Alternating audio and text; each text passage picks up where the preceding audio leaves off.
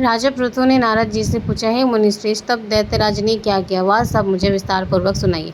नारद जी बोले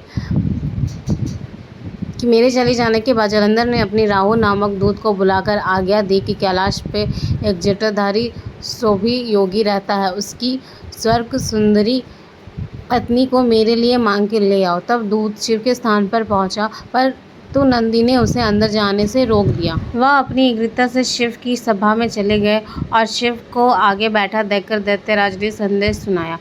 उसका राहु नाम था। दूत ऐसा कहते ही भगवान शूलपिंड के आग से फड़ककर एक भयंकर शब्द वाला पुरुष प्रकट हुआ, जिसके सिंह के समान मुख था। वह नृसिंह ही राहु को खाने चला। राहु बड़े जोर से भागा, परंतु उस पुरुष ने उसे पकड़ लिया। उसने शिवजी की शरण ली और रक्षा की मांगी। शिवजी ने उस पुरुष से राहु को छुड़ा देने को कहा, परंतु उसने कहा कि मुझे बड़ी जोर से भूख लगी है, मैं क्या खाऊं। माहेश्वरी ने कहा, यदि तुझे भूख लगी है तो शीघ्र ही अपने हाथ और पैरों का मांस भक्षण कर ले। उसने वैसा ही किया। फिर उसका केवल सिर शेष मात्र रह गया। तब से उसका कृत्य देखकर शिवजी ने प्रसन्न होकर उसे आज्ञापालक जान अपना। कार्तिक मास 16वां अध्याय। राजा पृथु ने कहा, हे नारद जी, ये तो अपने शिव की बड़ी विचित्र कथा सुनाई। आपकी कृपा से आप मुझे यह बताइए कि उस समय राहु उस पुरुष से छुटकारा पाकर कहाँ गया। नारद जी ने नया जन्म पाकर वहाँ धीरे-धीरे जलंधर के पास बराबर वहाँ जाकर उसने शंकर जी की सब श्रेष्ठता कही सुनाई। उससे सुनकर दैत्यराज ने सभी दैत्य सेना द्वारा आज्ञा दी कि कलौमी और शुंभ और निशुंभ आदि सभी महाबली दैत्य तैयार होने लगे। एक महाबली दैत्य करोड़ करोड़ की संख्या निकाल के युद्ध के लिए जुट गए। महाप्रपति सिद्धि पुत्र शिवजी से युद्ध करने के लिए निकल पड़ा। आकाश में मेघ छा गए और बहुत सी अपशिक होने लगी। शुक्राचार्य और कटे सिर वाले राहु के सामने आ गए। उस समय जलंधर ने अपने मुकुट कसके, परंतु वहाँ से रुके नहीं।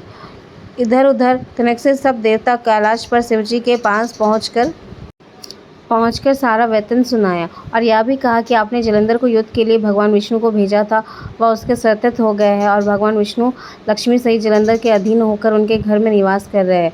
अब देवताओं को भी यह भयभीत रहने पड़ा कि अब वह बलि सागर पुत्र आपसे युद्ध करने आ रहे हैं, अथवा आप उसे मारकर हम सबकी रक्षा कीजिए। यह सुनकर शंकर जी ने विष्णु जी को बुलाकर पूछा, हे ऋषिकेश, युद्ध में आपने जलंधर का संहार क्यों नहीं किया और वैकुंठ छोड़कर आप उसके घर पर क्यों चले गए। यह सुनकर विष्णु जी ने हाथ जोड़कर निम्रतापूर्वक शंकर जी से कहा, आप अश्व और लक्ष्मी की भ्राता होने के कारण ही मैंने उन्हें नहीं मारा। यह बड़ा ही वीर और देवताओं में अजय है। इस पर मुग्ध होकर उसे घेर के निवास करने लगा हूँ। विष्णु जी की इन वचनों को सुनकर शंकर जी ने हंस पड़े और कहने लगे, हे विष्णु, यह आप क्या कहते हैं। उस दैत्य जलंधर ने अवश्य ही मरूंगा और आप सभी देवताओं को जलंधर से मेरे द्वारा ही मारे जाने का अपने स्थान सजाइए। शंकर जी ने ऐसा कहते ही सब देवता निसंदेह रहित होकर अपने स्थान को चले गए। इस समय पराक्रमी जलंधर अपनी विशाल सेना के साथ पर्वत के समीप अब कैलाश पर निसंदेह करने लगे। दैत्य ने नाद के और कलह को सुनकर शिवजी की नंदी गणों उसके साथ युद्ध करने की आज्ञा प्रदान की। कैलाश के समीप भीष्म युद्ध होने लगा। दैत्य अनेक प्रकार के अस्त्र शस्त्र बरसाने लगे। मृदंग, शंख और वीर ध्वनि, हाथी, घोड़े और रथों सब सहित ये पृथ्वी कांपने लगी। युद्ध में काटकर मरे हुए हाथी, घोड़े और पैदल पहाड़ लगने लगे। रक्त का मांस खिचड़ी उत्पन्न हो गया। दैत्यराज ने शंकराचार्य से अपनी संजीवनी विद्या से सभी दैत्य को जलाने लगे। यह देखकर शिवजी को व्याकुल हो गए और आसपास जाकर सारा वृत्तांत सुनाया। उसे सुनाकर भगवान रुद्र में क्रोध की सीमा ना रही। फिर तो वह उस समय उनके मुख से एक भयंकर कृत्य उत्पन्न हुई, जिसके दोनों जांघें, तलवाएं और की सीमा ना थी। वह युद्ध भूमि में जो असुरों का चरण करने लग गया। फिर वह शंकराचार्य के समीप पहुंचा और शीघ्र ही अपनी योनि के गुप्त में कर लिया। फिर उसने स्वयं अंतर ध्यान हो गया। शंकराचार्य को गुप्त होने से दैत्य का मुख्य मलन पड़ गया और युद्ध भूमि को छोड़कर भागने लगे।